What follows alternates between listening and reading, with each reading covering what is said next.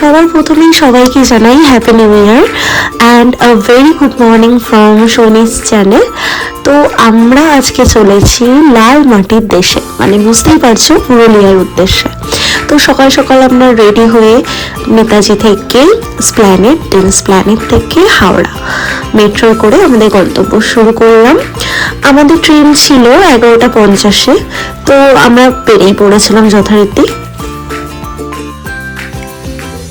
তারপর আমরা ট্রেনে উঠে মজা করতে করতে এগিয়ে চললাম পুরুলিয়ার উদ্দেশ্যে। তার মাঝখানে কিছু আমরা সিঙ্গিং পারফরমেন্স দিচ্ছিলাম ভাই বোনেরা, সেটা তোমরা দেখতেই পাচ্ছ। তারপরে কিছু সিনেমাটিক শ্যুটও নেওয়া হলো, তার লাইভ দেখে নাও তোমরা।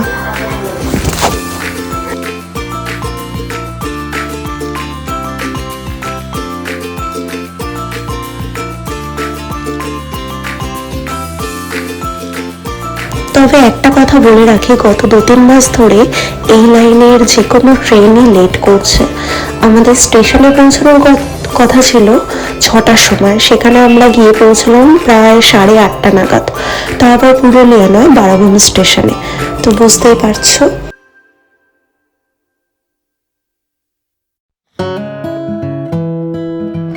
তারপর আমরা আমাদের গেস্ট হাউসে চেক ইন করে পাশে একটি ধাবা থেকে আমাদের ডিনারটা সেরেই ফেললাম। তবে এখানে তোমরা আহামরি কিছু পাবে না, এখানে নর্মালি বাঙালি খাবারই পাবে, আদিবাসীদের হাতের তৈরি, যেটা কিন্তু খুবই সুস্বাদু খেতে ছিল। Hello everyone, a very good morning from Purulia. তো আমরা সকাল সকাল আমাদের ব্রেকফাস্ট কমপ্লিট করে বেরিয়ে পড়লাম আমাদের ফার্স্ট ডেস্টিনেশনের উদ্দেশ্যে। তো আমাদের ঘুম ভেঙেছিল প্রায় 6টা নাগাদ, আর আমরা বেরিয়ে পড়েছি 7টায়, সাথে গরম গরম আলুর পরোটা আর ঘুগনি খেয়ে। তো আমাদের প্রথম যাত্রাপথ ছিল, একটা মন্দির ছিল ওখানেই। তারপর আমরা বেরিয়ে পড়েছিলাম লোয়ার ড্যামের উদ্দেশ্যে।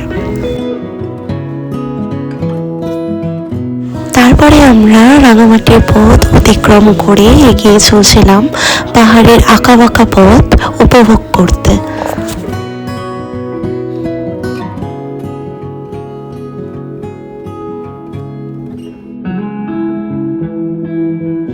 পৌঁছে গেলাম সেই বিখ্যাত আপার ড্যামে।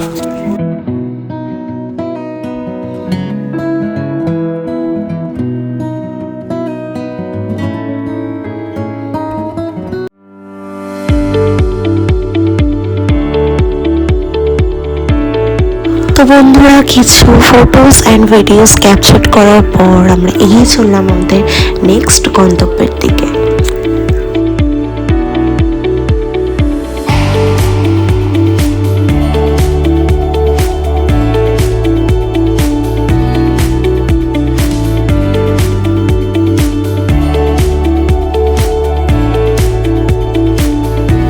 পৌঁছে গেলাম সুসাইড পয়েন্টে।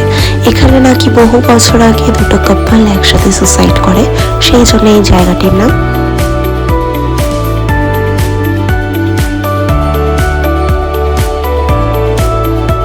আমাদের পঞ্চম দর্শনীয় স্থানে আমরা পৌঁছে গেলাম, যেটা হলো ময়ূর পাহাড়। তো এখানে আমরা ভাই বোনেরা কিছু পাগলামি আর ফটোশ্যুট করার পর এগিয়ে চললাম সেই বিখ্যাত টাওয়ারের দিকে। এই ময়ূর পাহাড়ের ইতিহাস তো আমার জানা হয়নি, কিন্তু এখানে যে বিখ্যাত টাওয়ারটি আছে সেখান থেকে নাকি পুরুলিয়া শহরটা পুরোটাই খুব দারুণভাবে উপভোগ করা যায়।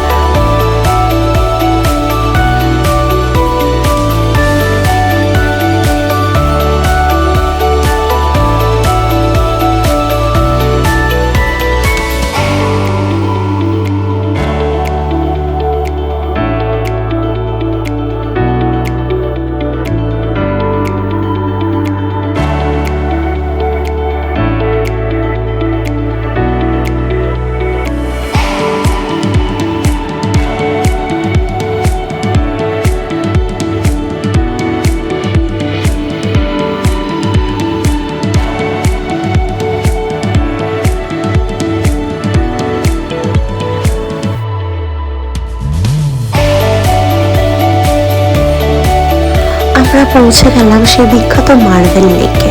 দেখতে পারছো কি অপরূপ দৃশ্য, just wow.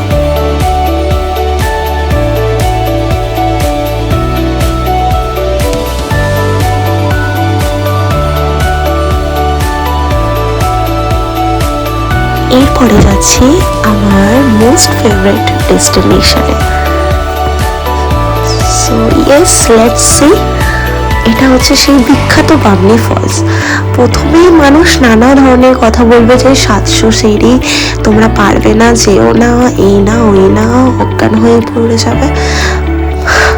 Two be honest guys, লোক আছে তো জ্ঞান দেওয়ার জন্য।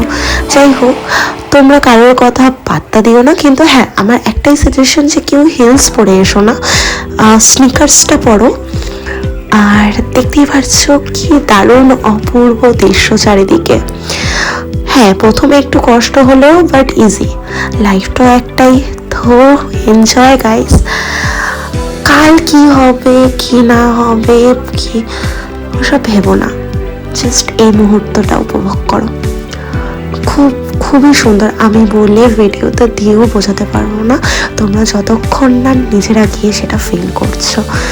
তো লাইফে একবার হলেও সিকিম, লাদাখ, মানালি, হোয়াটএভার, বাট এখানে অন্তত যেও, দারুণ লাগবে। আলাদাই পিসফুল জায়গা, টু বি অনেস্ট।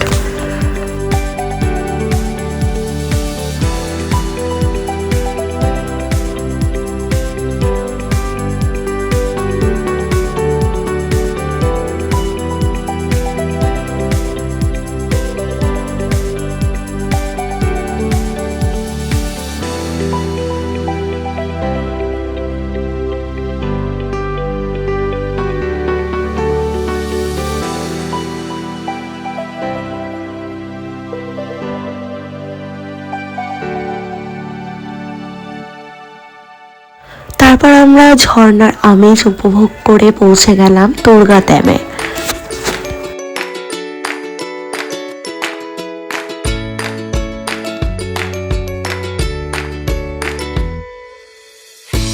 তো পাহাড়, ঝর্ণা সবকিছু উপভোগ করে আমরা পৌঁছে গেলাম আমাদের গেস্ট হাউসে।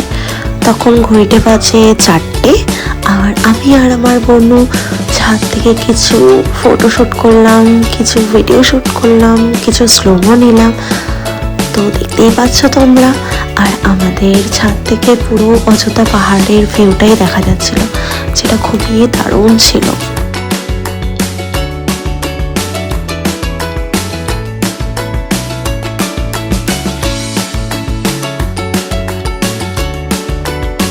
আনফর্চুনেটলি আমাদের পরের দিন সকালে ব্যাক করতে হয়, কারণ আমাদের রাতে ট্রেনের টিকিটটা পাওয়া যাচ্ছিল না। তো আমাদের ড্রাইভার দাদা কোনোভাবে রাতে মুখোশ গ্রামটা একটু ঘুরিয়ে দিল। তো আমরা পরের দিন সকালে আমাদের ব্রেকফাস্ট কমপ্লিট করে বেরিয়ে পড়লাম আমাদের বাড়ির উদ্দেশ্যে।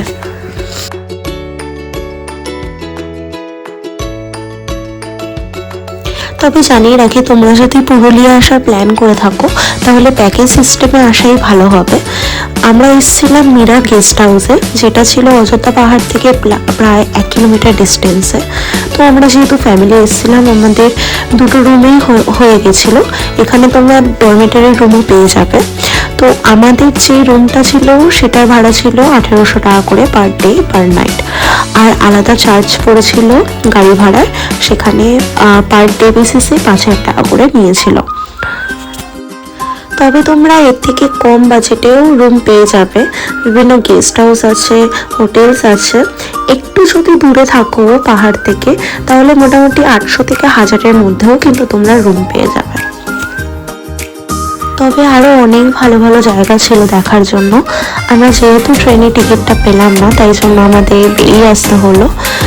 যদি তোমরা প্ল্যান করো আসার, তবে তোমরা অক্টোবর থেকে জানুয়ারির এন্ড অবধি এই উইন্টার সিজনেই আসো, কারণ এই সময় ওয়েদারটা খুবই মনোরম থাকে। তাই জন্য যদি এই টাইম পিরিয়ডের মধ্যে আসো, তাহলে তোমরা খুবই ভালোভাবে চারপাশটা ঘুরে মজা করে নিতে পারবে। তারপর গাড়ি থেকে আমাদের লাগেজগুলো নামিয়ে আমরা স্টেশনে চললাম। আমাদের এবারও কিন্তু রাঁচি টু হাওড়া এক্সপ্রেসই ছিল, যেটা টাইমিং ছিল 10টার সময়। এবারও কিন্তু আমাদের ট্রেনটা লেট ছিল, প্রায় 30 মিনিটস মতো।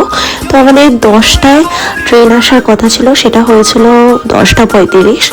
তো তাই জন্য আমরা ভাই বোনেরা মজা করতে করতে আমাদের জার্নিটা আবারও শুরু করেই ফেললাম।